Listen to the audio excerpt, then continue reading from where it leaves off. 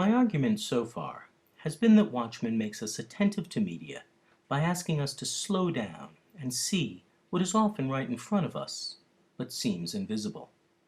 It does this in a variety of ways by asking us to contemplate comics history, artistic originality, and ostensibly different media, the mediums of poetry, of film, and of comics, according to a process of slow time. I suggest, ultimately, Watchmen asks us to reconsider the medium of time itself. Time is ever present in Watchmen, both as a process of reading and as a theme.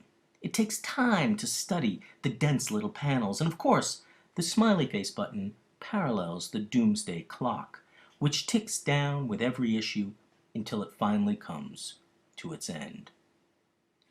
Let us look at the beginning of Chapter 11. Observation. Multi-screen viewing is seemingly anticipated by Burroughs' cut-up technique. He suggested rearranging words and images to evade rational analysis, allowing subliminal hints of the future to leak through. An impending world of exotica, glimpsed only peripherally. Perceptually, this simultaneous input engages me like the kinetic equivalent of an abstract or impressionist painting. Phosphor dots swirls juxtapose, meanings coalesce from semiotic chaos before reverting to incoherence. Transient and elusive, these must be grasped quickly.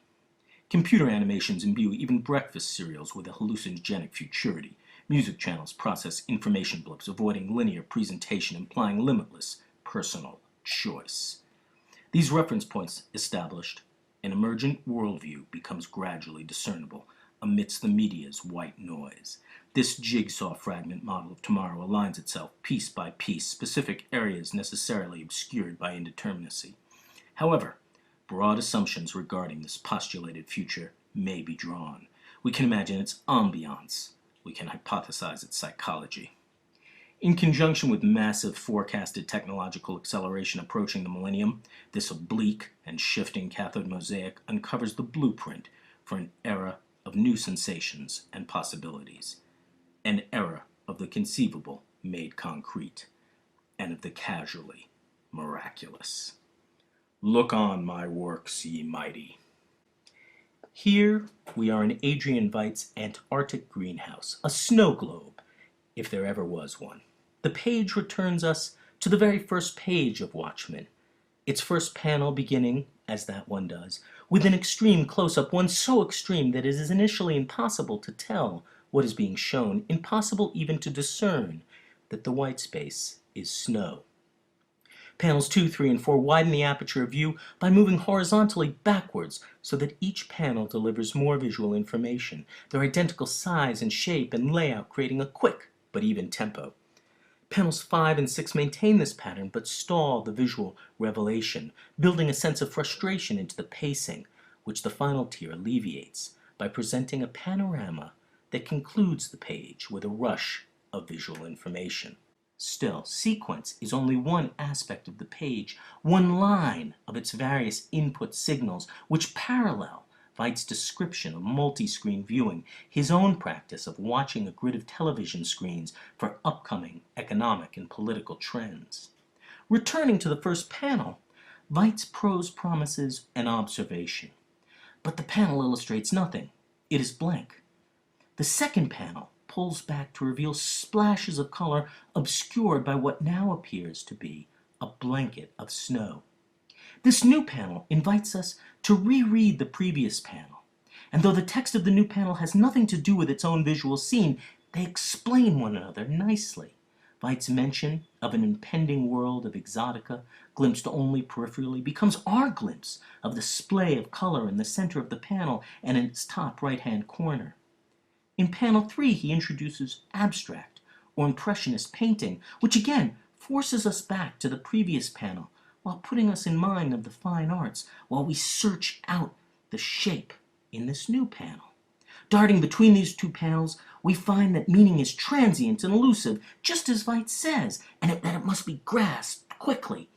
And so his claim that an emergent worldview becomes gradually discernible amidst the media's white noise in panel 4 becomes our gradual discovery of the dome amidst the white blanket of snow. Throughout the page, Veidt lists off all kinds of media: writing, painting, television, music, animation. And as the concave glass face of the dome recalls the CRT television screen, it conspires to a visual metaphor for the way superficial representation, the flat page, the canvas, the TV screen, film, digital tape, and the artist's Bristol board, figures depth, the butterfly flickering within the dome. In a sense, then, the page lays all the arts before us, as if to say that comics are beyond a single discipline. The entire page is undergirded by a powerful quotation from Percy Shelley's poem Ozymandias, Veidt's namesake as a superhero. The entire line reads, "Look on my works, ye mighty, and despair." And so it draws a final parallel between Veidt's creation of his Antarctic greenhouse covered by snow and the colossal wreck described at the end of Shelley's poem, covered in sand. The title is so large that it influences the reader from the start. So the page doesn't really present a sequential narrative at all, so much as a unified statement, which the reader then investigates, less according to the rhythm of the panels, and more according to the stages of the eye's glance, taking in the whole and then moving on to parts.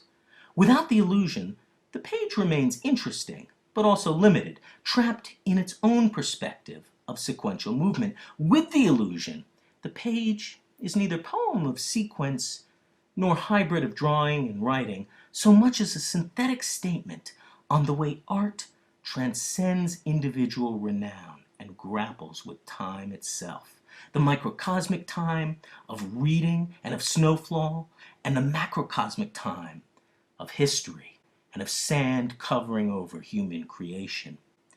This thesis leaves off just at the ellipsis, however, just at the precipice of "and despair," the precipice of human mortality. Look on my works, ye mighty. The page leaves us at the precipice of despair. Veidt notes in the second panel of this page that his process of watching a grid of television screens is seemingly anticipated by Burroughs' cut-up technique.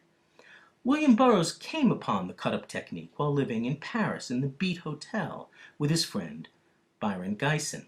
Geisen recalls, "While cutting a mount for a drawing in room 15 of the Beat Hotel in Paris, I sliced through a pile of newspapers with my Stanley blade and thought of what I had said to Burroughs some 6 months earlier about the necessity for turning painters' techniques directly into writing. I picked up the raw words and began to piece together texts that later appeared as first cut-ups in Minutes to Go."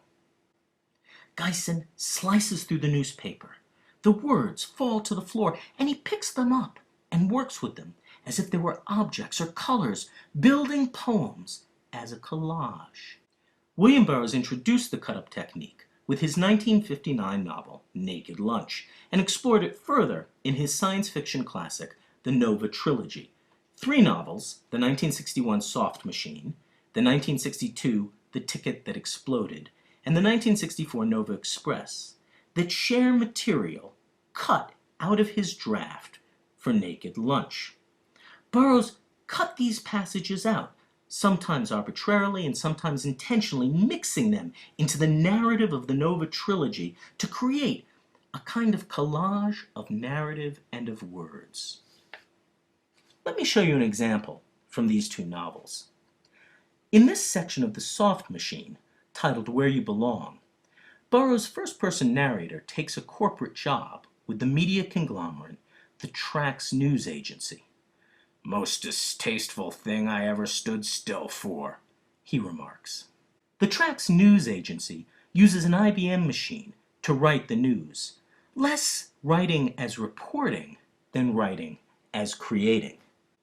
"We fold writers of all time in together and record radio programs, movie soundtracks, TV and jukebox songs, all the words of the world stirring around in a cement mixer, and pour in the resistance message.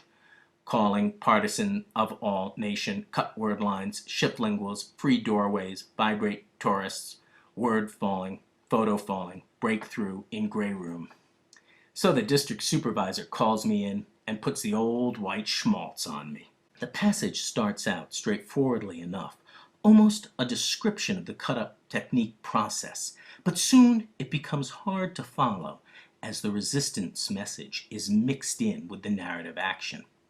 The message itself appears all cut up, and so the passage uses the cut-up both to jar the reader out of the nice flow of narrative and to simulate a kind of breakthrough in the plot where the corporate reality disintegrates and the resistance message does finally get through. Later, this same passage reappears in the novel The Ticket That Exploded during a firefight on Venus.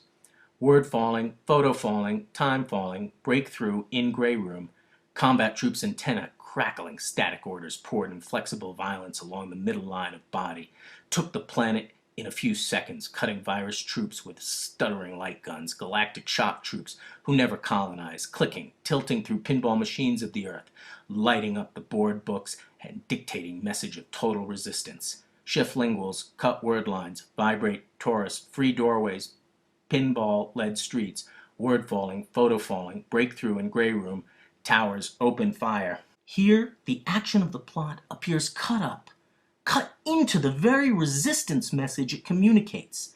One scene in the Trax news agency office, the other in the combat fields. The two scenes bleed into one another as they repeat the lines, word falling, photo falling. Throughout the Nova trilogy, these lines allow the characters and the reader to teleport around the plot.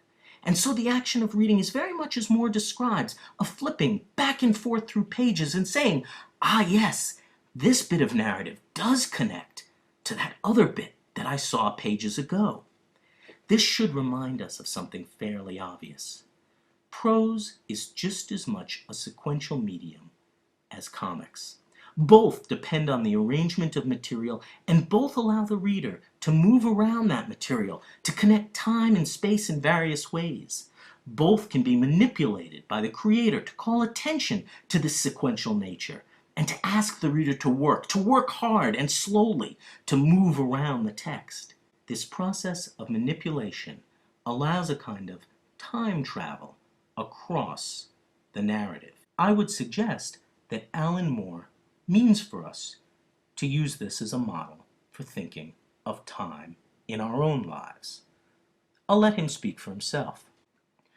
But time, if I understand it correctly, isn't actually passing, except in our perception of it.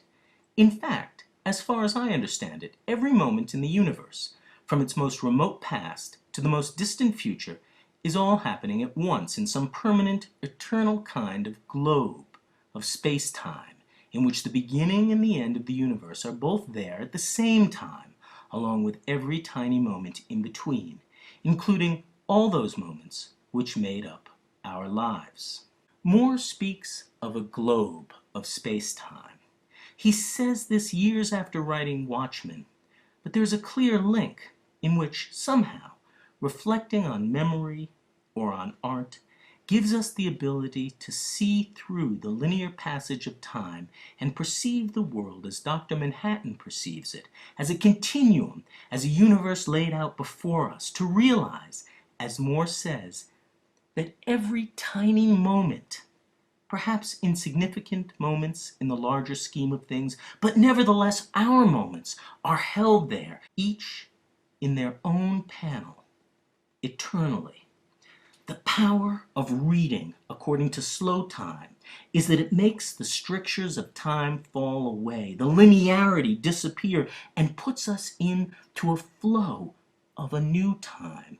Time is a crystal of panels before us. When reading and reflecting in slow time, we leave the sequential and chronological progression of the ticking doomsday clock and enter into this different dimension, one in which each moment, each panel, each image, each tiger is held, happening at once. Held such, we are able to reflect on our lives and on the world around us and say, ah yes, These moments do connect in a way I had not seen before. Art makes media visible. It makes time visible, and so gives us a new perspective on our lives. Thus, I would say that art permits time travel but needs the imagination to operate. Books are a powerful physical form for this kind of time travel. They are not the only form available to us. All art allows for such movement, but the form of the book, its capacity to allow the reader's free play, encourages us to move through time. I would term this kind of book something different than simply comics or books or even literature. I would term it Graphia.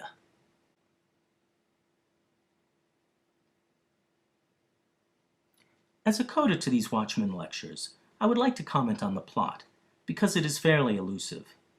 The plot was rewritten for the movie to provide a much easier solution. Dr. Manhattan did it. But in the comic, things are not so straightforward. To review, before Watchmen begins, Adrian Veidt commissioned a number of scientists, writers, and artists, sequestering them on an island to design what he tells them will be a film, but which will in fact be a colossal strike on New York City, made to look like an assault by an alien being killed while teleporting into Manhattan. By creating this event, Veidt hopes to distract the United States and the Soviet Union from a nuclear confrontation. The comedian, flying over the island on a separate mission, spots the activity and infiltrates it to investigate. The plot strikes the comedian as so horrible that it drives him later to visit Moloch and unburden himself. Hearing of this and worried that his entire plan will be revealed, Veidt throws the comedian from his apartment window, and so begins the comic. The details of the story are fragmented over the 12 issues, but in Chapter 8, page 11, we meet Ms. Manesh, an Indian comic artist, and Mr. Shea, the writer of The Black Freighter, as they wrap up their work and prepare to leave the island altogether. The two have fallen in love. The monster that Manesh and Shea create, a telepathic invertebrate from outer space, is visible there on her drawing board, and is finally the monster that teleports in, dead, to New York City and causes the apocalypse that averts nuclear war. This telepathic giant mollusk can only be a reference to Starro the Conqueror of the Brave and the Bold, number 28, the first appearance of the Justice League of America, and thus a kind of model or precursor for both the Crime Busters and the Minutemen. I draw two conclusions from this strange alien visitor. First, Manesh and Shea, misled as they are, create something real in the world through comic book art. That is, they create a fiction that turns out to be a reality within Watchmen's universe. Second, the process of creation Manesh and Shea model, as well as the reworking of Starro itself, is true to Moore's approach.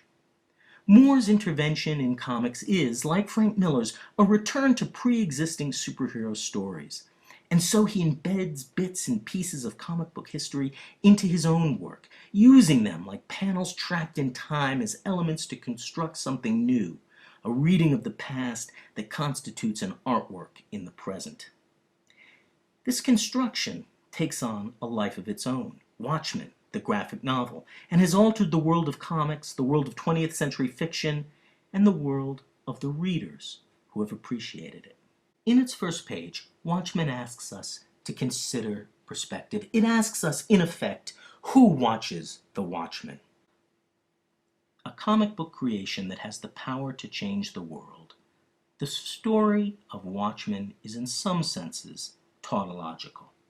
It answers its question about perspective by telling a story that ultimately leads back to itself, that explains reality as a book. And so, in the end, the answer that Watchmen produces is itself. However, Watchmen, like any snow globe of time, is incomplete without the reader. Art depends upon the reader. When we read, when we view, when we listen, we activate art. And in doing so, we find that it allows us to discover things in time and to create things in the world. Thus, I close by saying, although Watchmen turns inward, suggesting the power of creation is both a derivative power and a story that it can tell itself, it does so always aware that in reading, in interpreting, we are the ultimate creative power.